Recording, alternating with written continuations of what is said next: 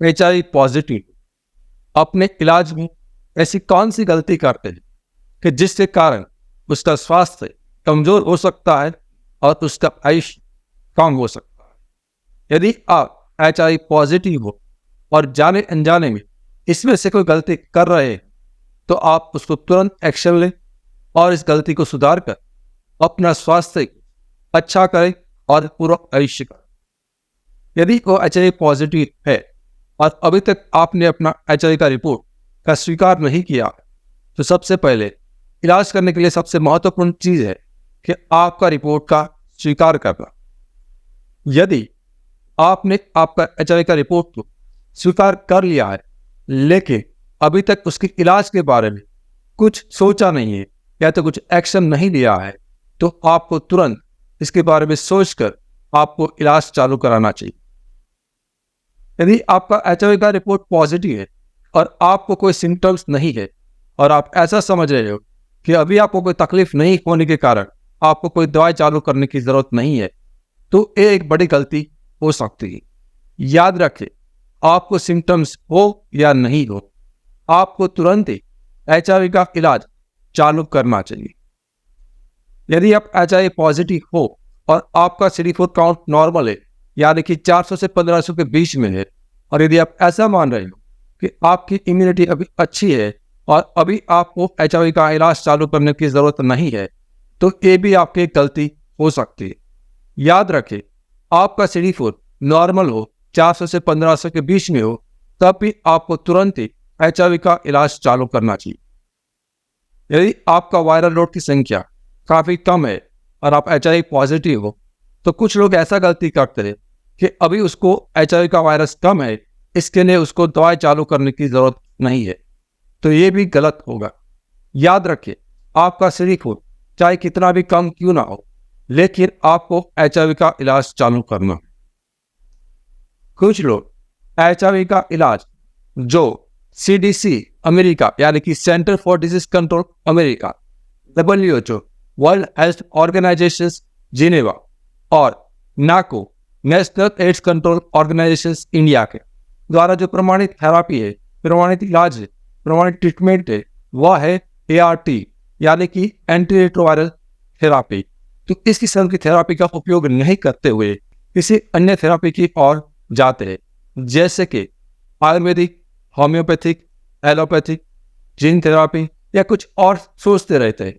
लेकिन याद रखिए, आज के समय में सिर्फ और सिर्फ जो इन तीन संस्था CDC, WHO और नाको ने प्रमाणित किया है एलोपैथिक मेडिसिन, ART मेडिसिन, सिर्फ और सिर्फ वही इलाज HIV के सामने लड़ सकता है, HIV के पेशेंट्स को स्वस्थ और संपूर्ण जीवन दे सकता है। यदि आप किसी अन्य थेरापी से इलाज करते हो तो तुरंत ही अपना इलाज का थेरापी सही चुने और एलोपैथी ART मेडिसिन चालू करें। अब देखते हैं, यदि आपका HIV का थेरापी एलोपैथी ART मेडिसिन चल रहा है तो उसमें लोग किस किस्म की गलतियां करते रहते हैं। सबसे पहले, लोग टाइम पे दवाई नहीं खाते हैं। कुछ लोग कभी सुबह में, कभी दोपहर को, कभी शाम को दवाई लेते हैं। याद रखिए, HIV एक वायरस है और किसी भी किस्म के माइक्रो ऑर्गेनिज्म यानी कि कीटाणु को कंट्रोल करने के लिए सही वक्त पर दवाई खाना अत्यंत आवश्यक है। तो यदि आपने अपना दवाई का टाइम मान लीजिए कि 9 बजे चुना है तो हर रोज आपको 9 बजे ही दवाई लेना है, उसको आगे पीछे नहीं करना है। कुछ लोग अपने दवाई के डोज में अपने आप ही बदलाव करते थे। यदि डॉक्टर ने कहा है कि आपको हर रोज की 1 गोली खाना है तो अपने आप ही उस 1 गोली की जगह पर आधी गोली खाने लगते हैं, या तो अल्टरनेट डे दवाई खाते हैं यानी कि वो एक दिन खाते हैं, एक दिन नहीं खाते। तो ये दोनों चीज गलत है, आपको ऐसा नहीं करना है। तीसरी गलती होती है डोज मिसिंग। यदि आपका 9 बजे का टाइम है और किसी कारण से आप 9 बजे दवाई नहीं खा पाए और आपको 10 बजे याद आता है कि आज का 9 बजे का टाइम आपने मिस कर दिया है तो कुछ लोग दवाई छोड़ देते हैं। याद रखिए, आप कोई मिस की हुई दवाई पूरी तरह से छोड़ना नहीं है। आप इस मिस की हुई दवाई को अगले 12 घंटे तक कभी भी याद आता है तो आप उसको ले सकते हो। यदि 12 घंटे से ज्यादा वक्त चला गया है तो आपको दवाई छोड़ना है। चौथा महत्वपूर्ण इश्यू है रिफिलिंग, यानी कि आपकी दवाई जब खत्म होने आए तब तक आखिरी दिन तक इंतजार करना और उसके बाद दवाई का इंतजाम करना। तो आपको ऐसा नहीं करना है। आपके पास 5 दिन, 10 दिन, 15 दिन की दवाई बचे, तभी आपके डॉक्टर से मिलकर उसके पास से आपका HIV का जो मेडिसिन चल रहा है वो लेके आना है। और यदि आप ऑनलाइन और कहीं से दवाई मंगाते हो तो आपको 15 दिन से लेकर 1 महीने पहले ही एडवांस में ऑर्डर मंगा रहा है, क्योंकि किसी भी कारण से आपकी दवा मिलने में आपको डिले ना हो और आपकी दवाई में कोई गैप ना हो जाए। कुछ लोग बीच बीच में कुछ दिनों के लिए, कुछ महीनों के लिए दवाई को छोड़ देते रहे, तो बीच में ऐसा लंबा गैप भी आपको नहीं रखना है। काफी बार ऐसा भी देखते हैं कि लोग दवाई तो कहीं से ले लेते रहे, लेकिन महीनों और सालों तक डॉक्टर से मिलने के लिए ही नहीं जाते। मैंने ऐसा भी देखा है कि लोग 10-10 साल से मेडिकल स्टोर से दवाई लेते रहते हैं, लेकिन वो 10 साल से डॉक्टर से मिले ही नहीं है।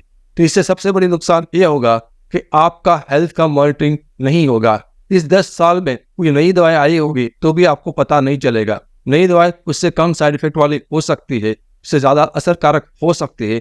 तो याद रखें, कम से कम आप 3 या 6 महीने पर अपने डॉक्टर से मिले, या तो कम से कम आप उसको ऑडियो वीडियो कंसल्टेशन से भी संपर्क में रह सकते हैं। काफी बार ऐसा भी देखने को मिलता है कि लोग रेगुलर मेडिसिन तो खाते हैं, लेकिन लेबोरेटरी की जांच ही नहीं कराते। उसका ऐसा आर्ग्यूमेंट होता है कि सर मुझे कोई तकलीफ नहीं है, बिना वजह में क्यों जांच करो। लेकिन ऐसा नहीं होता है। आपको जो दवाई चल रही है उसका साइड इफेक्ट और इफेक्ट, यानी कि दवाई से आपके शरीर में कोई नुकसान हो रहा है कि नहीं हो रहा, वह चेक करने के लिए, और दवाई खा रहे हो तो उसके कारण आपकी बीमारी कंट्रोल में है कि नहीं, वह चेक करने के लिए आपको नियमित रूप से अपना खून की जांच अवश्य कराना चाहिए। कभी कभार ऐसा भी देखने को मिलता है कि लोगों का CD4 काउंट 400 से 1500 नॉर्मल हो जाता है और viral load target not detected हो जाता है।